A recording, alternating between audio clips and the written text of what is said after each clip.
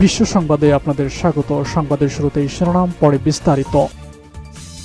Israel ফিলিস্তিন পুরোদমে যুদ্ধ চলছে, আর এই যুদ্ধের সর্বশেষ আন্তর্জাতিক গুরুত্বপূর্ণ আপডেট সংবাদ জানিয়ে দিব। ইসরায়েলকে এখনো সতর্ক হওয়ার আহ্বান জানিয়ে যাচ্ছে যুক্তরাষ্ট্র। এরপর জানিয়ে দিব জাবালিয়া ও রাফা শহরে চলছে প্রচণ্ড সংঘাত। আলহামদুলিল্লাহ, আরও 2 সেনার মৃত্যুর কথা স্বীকার করল ইহুদিবাদী ইসরায়েল। এরপর জানিয়ে দিব রাশিয়া ইউক্রেন যুদ্ধের তথ্য। এদিকে ইউক্রেনের গুরুত্বপূর্ণ শহর খার্কিভে রাশিয়ার বিমান হামলা নিহত অন্তত 16। আরও রয়েছে উত্তর কোরিয়াকে থামাতে চায় চীন, জাপান এবং দক্ষিণ কোরিয়া। আরও থাকবে নির্বাচিত হলে ফিলিস্তিনপন্থী শিক্ষার্থীদের যুক্তরাষ্ট্র থেকে বের করে দেব বলছেন ট্রাম্প। এবং সর্বশেষ জানিয়ে দিব ইন্ডিগোর উড়োজাহাজে বোমা আতঙ্ক, যাত্রীদের তল্লাশি, ভয়াবহ বিপদ সংকেত ভারত জুড়ে। ইসরায়েলকে এখনও সতর্ক হওয়ার আহ্বান জানিয়ে যাচ্ছে যুক্তরাষ্ট্র। যুক্তরাষ্ট্রের আহ্বান কিংবা হুমকি উভয় উপেক্ষা করে গাজায় হামলা চালিয়ে যাচ্ছে ইসরায়েল। এতে বেসামরিকদের জীবন ঝুঁকির মধ্যে পড়েছে। সর্বশেষ রবিবার রাফা শহরের শরণার্থী শিবিরে ইসরায়েলি বাহিনীর হামলায় 45 জন ফিলিস্তিনি নিহত হয়েছে। এই ঘটনার পর আবারও বেসামরিকদের সুরক্ষার জন্য ইসরায়েলকে সব ধরনের সতর্কবার্তা অবলম্বন করার আহ্বান জানিয়েছে বাইডেন প্রশাসন। কেননা ইসরায়েলে মার্কিন অস্ত্রের চালান বন্ধ করার জন্য নিজ দলের কর্মীদের চাপের মুখে রয়েছেন মার্কিন প্রেসিডেন্ট জো বাইডেন। ব্রিটিশ বার্তা সংস্থা রয়টার্স এই খবর জানিয়েছে। মার্কিন জাতীয় নিরাপত্তা পরিষদের এক মুখপাত্র বলেছেন, ইসরায়েলের হামাসকে ধাওয়া করার অধিকার আছে।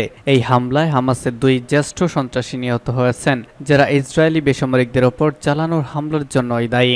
এ সময় তিনি আরও বলেন, তবে এই বিষয়টি আমরা স্পষ্ট করে বলেছি, ইসরায়েলকে অবশ্যই বেসামরিকদের সুরক্ষার জন্য সম্ভাব্য সব ধরনের সতর্কতা অবলম্বন করতে হবে। ইসরায়েলের প্রতি সমর্থন ফিরিয়ে নেয়ার জন্য নিজের দলের মধ্য থেকে ক্রমবর্ধমান চাপের মুখে রয়েছেন মার্কিন প্রেসিডেন্ট জো বাইডেন। এমনকি রবিবার রাতে হওয়া বিমান হামলার আগেও এ নিয়ে বাইডেনকে চাপ দিয়েছেন তার সহকর্মীরা। রাফা শহরের শরণার্থী শিবিরে রবিবারের ওই হামলায় 45 জন নিহত হয়েছেন। মার্কিন হাউস অব রিপ্রেজেন্টেটিভস একজন বিশিষ্ট ডেমোক্র্যাট আইন প্রণেতা আলেকজান্দ্রিয়া ওকাসিও-কর্টেজ গতকাল এই হামলাকে একটি অবর্ণনীয় নৃশংসতা বলে অভিহিত করেছেন তিনি। সামাজিক যোগাযোগ মাধ্যমে করা একটি পোস্টে আলেকজান্দ্রিয়া বলেছেন, প্রেসিডেন্টের অঙ্গীকার বাস্তবায়ন ও সামরিক সহযোগিতা স্থগিত করার উদ্যোগ নিতে হবে এবং এটি অনেক দেরি হয়ে গিয়েছে।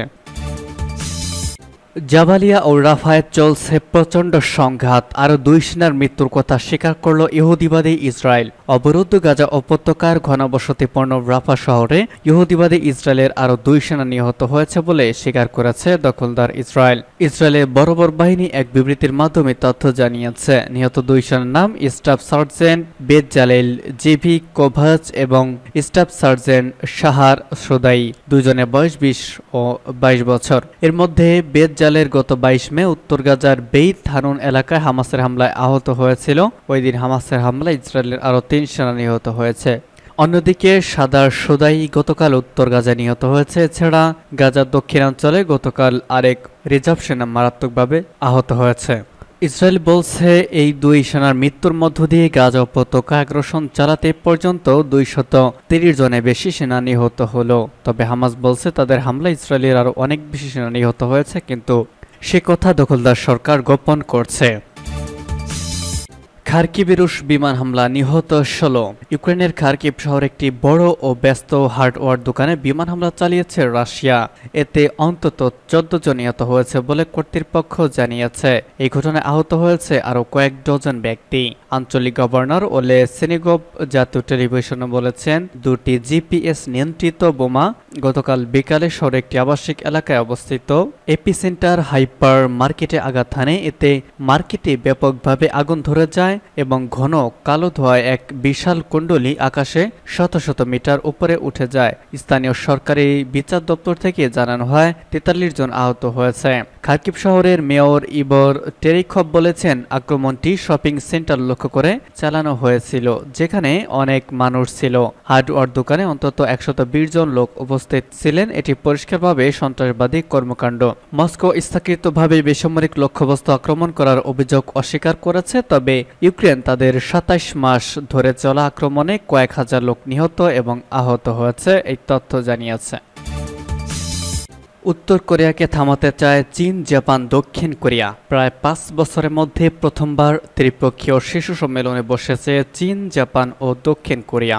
গতকাল দক্ষিণ কোরিয়ার রাজধানী সিউলে মিলিত হন 3 রাষ্ট্রপ্রধান। উত্তর কোরিয়া মহাকাশে আরেকটি স্যাটেলাইট স্থাপনের ঘোষণা দেওয়ার পর এই সম্মেলন অনুষ্ঠিত হলো।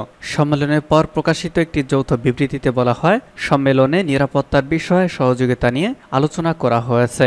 এ সময় 3টি দেশেই আঞ্চলিক শান্তি ও স্থিতিশীলতা, কোরীয় উপদ্বীপের পারমাণবিক নিরস্ত্রীকরণের বিষয়ে নিজের অবস্থান পুনর্ব্যক্ত করেছে।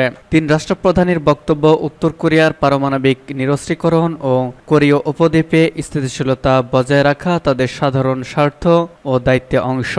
সম্মেলনে উত্তর কোরিয়ার নাম উল্লেখ না করে সব পক্ষকে উত্তেজনা কমানোর আহ্বান জানিয়েছেন চীনা প্রধানমন্ত্রী লি কিয়াং। উত্তর কোরিয়াকে দ্বিতীয় স্পাই স্যাটেলাইট উৎক্ষেপণের পরিকল্পনা বাতিলের আহ্বান জানিয়েছেন দক্ষিণ কোরিয়ার প্রেসিডেন্ট ইউন সুক ইউল ও জাপানের প্রধানমন্ত্রী ফুমিও কিশিদা। দক্ষিণ কোরিয়ার প্রেসিডেন্ট তার উদ্বোধনী বক্তব্যে বলেন, ব্যালিস্টিক ক্ষেপণাস্ত্র প্রযুক্তি ব্যবহার করে যে কোনো উৎক্ষেপণ সরাসরি জাতিসংঘের নিরাপত্তা পরিষদের রেজুলেশন লঙ্ঘন। এমন কর্মকাণ্ড আঞ্চলিক ও বৈশ্বিক শান্তি স্থিতিশীলতাকে ক্ষতিগ্রস্ত করবে। এদিকে কোরীয় উপদ্বীপকে পারমাণবিক নিরস্ত্রীকরণের পরিকল্পনা একমত হওয়া দক্ষিণ কোরিয়া, জাপান ও চীনের নিন্দা করেছে উত্তর কোরিয়া। 3 দেশের যৌথ এই ঘোষণাকে ভয়াবহ রাজনৈতিক উস্কানি ও সার্বভৌমত্বের লঙ্ঘন বলে দাবি করেছে কিম জং উন প্রশাসন। এর আগে চলতি বছরের 27 মে থেকে 4 জুনের মধ্যে মহাকাশে স্যাটেলাইট উৎক্ষেপণ করার ঘোষণা দেয় উত্তর কোরিয়া। প্রতিবেশী জাপানকেই পরিকল্পনার কথা জানায় পিয়ংইয়ং। গত বছরের নভেম্বরে তৃতীয় প্রচেষ্টায় প্রথম গোয়েন্দা স্যাটেলাইট কক্ষপথে স্থাপন করেছিল উত্তর কোরিয়া। নির্বাচিত হলে ফিলিস্তিনপন্থী শিক্ষার্থীদের যুক্তরাষ্ট্র থেকে বের করে দেব, বললেন ট্রাম্প। নভেম্বরের নির্বাচনে পুনরায় নির্বাচিত হলে ফিলিস্তিনপন্থী বিক্ষোভকারীদের শিক্ষার্থীদের যুক্তরাষ্ট্র থেকে বের করে দেবেন বলে মন্তব্য করেছেন সাবেক মার্কিন প্রেসিডেন্ট ডোনাল্ড ট্রাম্প। নির্বাচনে প্রচারের অর্থ জোগাড় করতে অর্থদাতাদের সামনে একথা বলেছেন তিনি। খবর ওয়াশিংটন পোস্টের। নাম প্রকাশ না করা শর্তে এক সূত্র ওয়াশিংটন পোস্টকে জানিয়েছে, 14 মে থেকে এক অনুষ্ঠানে এসব কথা বলেছেন ট্রাম্প। দাতাদের সঙ্গে বৈঠকে ফিলিস্তিনপন্থী বিক্ষোভ দমনের অঙ্গীকার করেছেন ট্রাম্প। ট্রাম্প বলেছেন, আপনারা তো জানেন দেশে অনেক বিদেশি শিক্ষার্থী রয়েছে। কোনো শিক্ষার্থী প্রতিবাদ করলে আমি তাদের দেশ থেকে বের করে দেব। তারা যখন এ কথা শুনবে তখনই তারা সংযত আচরণ করবে। তিনি বলেন, আপনারা যদি আমাকে নির্বাচিত করেন, যেটা আপনাদের করা উচিত, তবে আমরা এই আন্দোলনকে 2025 থেকে 2035 বছর পিছিয়ে দেব। গাজার বিরুদ্ধে যুদ্ধে ইহুদিবাদী সরকারকে সমর্থন করা ওয়াশিংটনের নীতির বিরুদ্ধে দেশব্যাপী শিক্ষার্থী ও শিক্ষকরা বিক্ষোভ করছেন।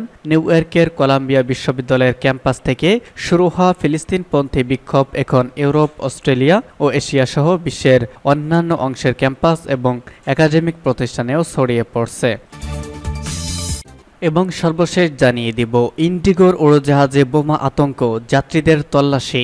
ইন্ডিগোর একটি উড়োজাহাজে বোমা হামলার হুমকির পাওয়ার জেরে ভোরে ভারতের রাজধানী দিল্লির ইন্দিরা গান্ধী আন্তর্জাতিক বিমানবন্দরে হইচই পড়ে যায়। পরে তাড়াহুড়া করে বিমানের সব যাত্রীকে নামিয়ে তল্লাশি অভিযান শুরু করে। খবর এনডিটিভির।